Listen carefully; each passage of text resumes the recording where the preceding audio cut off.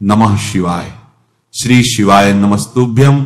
जय गणपति देव, जय भोलेनाथ शंकर। राधे राधे।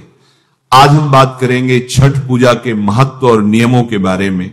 छठ पूजा कब होती है, इसे कैसे किया जाता है, नहाए खाए की परंपरा क्या है, क्या खाना चाहिए और क्या नहीं, छठी मैया को कौन सी चीजें कभी नहीं चढ़ानी चाहिए, व्रत के दौरान कौन सी गलती नहीं करनी चाहिए, और जिनके घर के पास नदी, तालाब, गंगा या समुद्र नहीं है वे क्या करें, ये सब हम विस्तार से जानेंगे। साथ ही हम ये भी समझेंगे कि ऐसी कौन सी महिलाएं हैं जिन्हें छठ व्रत नहीं रखना चाहिए, और अगर ऐसा करती हैं तो उनके ऊपर क्या परिणाम हो सकते हैं। छठ पूजा हिंदी पंचांग के अनुसार हर वर्ष कार्तिक मास के शुक्ल पक्ष की षष्ठी यानी छठी तिथि को मनाई जाती है, और यह हमेशा दीपावली के 6 दिन बाद पड़ती है। व्रत की शुरुआत नहाए खाए की परंपरा से होती है। छठ पूजा करने वाले व्रती लगभग 36 घंटे का निर्जला व्रत रखते हैं। इस दौरान शुद्ध मन और शुद्ध हृदय के साथ छठी मैया की आराधना और सूर्य देव को अर्घ्य दिया जाता है। यदि किसी स्त्री की संतान बार बार बीमार पड़ती है, सर्दी, खांसी, जुकाम या किसी प्रकार की बीमारी के कारण बार बार अस्पताल जाना पड़ता है, इंजेक्शन लगते हैं, शरीर में सूजन या पैरों में तकलीफ होती है, तो ऐसे समय में छठ पूजा करना अत्यंत लाभकारी माना जाता है। छठी मैया अपनी कृपा से संतान की रक्षा करती हैं और परिवार को सुख समृद्ध बनाती हैं। माता का हृदय इतना कोमल है कि वह संतान और परिवार के लिए स्वयं अपने हाथ बढ़ाती हैं और विपदाओं से बचाती हैं। छठ पूजा करने से संतान दीर्घायु होती है, परिवार खुशहाल रहता है और घर में जीवन भर सुख की वर्षा होती है। छठी मैया को ब्रह्मांड की मां, संसार की मां और संतान की मां कहा जाता है। जो व्यक्ति सच्चे मन और श्रद्धा के साथ छठ पूजा करता है वह मानो 7 बार पृथ्वी की परिक्रमा कर चुका हो, गंगा स्नान कर चुका हो और देवताओं की परिक्रमा कर चुका हो। छठ पूजा 2025 का शुभ मुहूर्त कार्तिक माह के शुक्ल पक्ष की षष्ठी तिथि 27 अक्टूबर 2025 सुबह 4 से शुरू होगी और 28 अक्टूबर 2025 सुबह 7:59 पर समाप्त होगी। छठ पूजा के लिए यह जानना आवश्यक है कि कौन सी महिलाएं इस व्रत को नहीं रख सकती।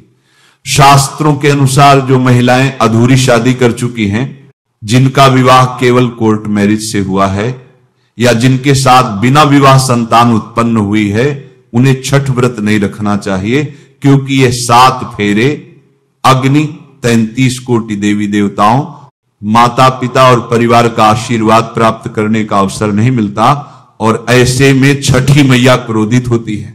यदि शादी में हल्दी का अनुष्ठान नहीं हुआ है तो भी किसी भी धार्मिक कार्य या व्रत में भाग लेना अशुभ माना जाता है। इसके अलावा यदि कोई महिला शौक या बेमन से छठ व्रत करती है तो उसका फल विपरीत हो सकता है और पति या संतान पर विपत्ति आ सकती है। इसलिए छठ व्रत हमेशा सच्ची श्रद्धा और भक्ति के साथ रखना चाहिए। छठ पूजा के दौरान कई नियमों का पालन करना आवश्यक है। सूर्य को अर्घ्य देने के लिए केवल तांबे का लोटा प्रयोग करना चाहिए।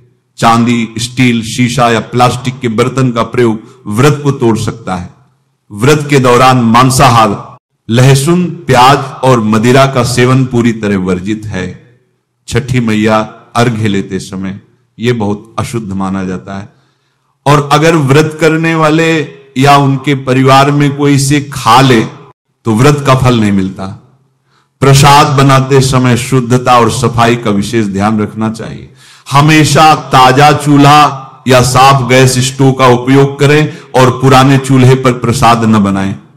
सूर्य को अर्घ्य देने से पहले भोजन ग्रहण न करें। व्रत करने वालों को पहले और दूसरे दिन सूर्य को जल देने के बाद ही भोजन करना चाहिए और भोजन के प्रति लालसा नहीं रखनी चाहिए। मन्नत पूरी होने पर विशेष पूजा करना आवश्यक है। व्रत करने वालों को 4 दिन तक जमीन पर सोना चाहिए और पूजा वाले कमरे में ही अपना आसन लगाना चाहिए।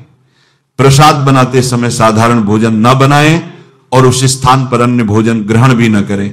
नमक का हाथ पूजा की वस्तुओं से न छुएं। पूजा के दौरान अपनी वाणी को बुरी बातों और गंदे विचारों से दूर रखें। घर में जूठे बर्तन और गंदे कपड़े का ढेर ना हो। गंगा जल से घर छिड़काव करें। छठ पूजा के दौरान एक विशेष उपाय भी बताया जाता है जो सच्चे मन से करने पर संपत्ति, धन, सुख और संतान में वृद्धि करता है। इसके लिए आवश्यक सामग्री है नमक का पैकेट, पानी की बोतल, इक्वान की दक्षिणा, 100 ग्राम सरसों का तेल, 50 ग्राम सूखी लाल मिर्चें, 500 ग्राम चावल, 500 ग्राम उड़द की काली दाल और 5 के बताशे। सभी सामग्री अलग अलग पैकेट में रखें और अपने शिशु या संतान के ऊपर से 7 बार उतारें। इसके बाद यह सामग्री किसी गरीब व्यक्ति को दान कर दें। यदि आप व्यापारी हैं तो व्यापार में वृद्धि होगी, विद्यार्थी हैं तो अध्ययन में मन लगेगा, संतान की प्राप्ति होगी और बीमार व्यक्ति स्वस्थ होंगे। इसके अतिरिक्त छठ पूजा के लिए नदी, तालाब या समुद्र के तट पर जाकर तांबे या चांदी का सिक्का हाथ में लेकर जाएं और पूजा के बाद इसे मंत्र ह्रीम ह्रीम सूर्यम नमः 3 बार बोलकर जल में विसर्जित कर दें। यह उपाय लंबे समय से बुजुर्गों द्वारा किया जाता रहा है और इसका प्रभाव चमत्कारी माना गया है। आगे, छठ पूजा करने से संतान सुख, परिवार की खुशहाली, धन संपत्ति और जीवन में समृद्धि आती है।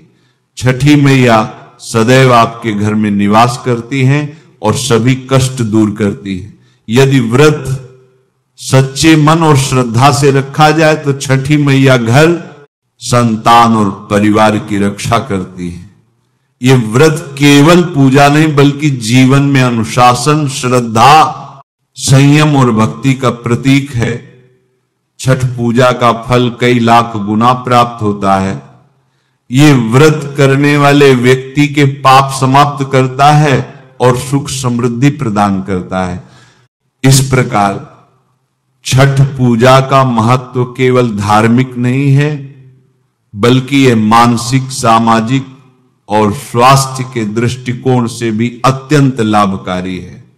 माता की कृपा, परिवार की खुशहाली, संतान की दीर्घायु और संपत्ति की वृद्धि सभी कुछ छठ पूजा से जुड़ी हुई है।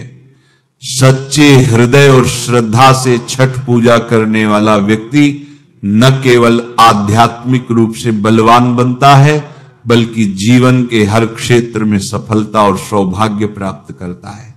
नमः शिवाय। श्री शिवाय नमस्तुभ्यं। जय गणपति देवा, जय भोलेनाथ शंकर। राधे राधे।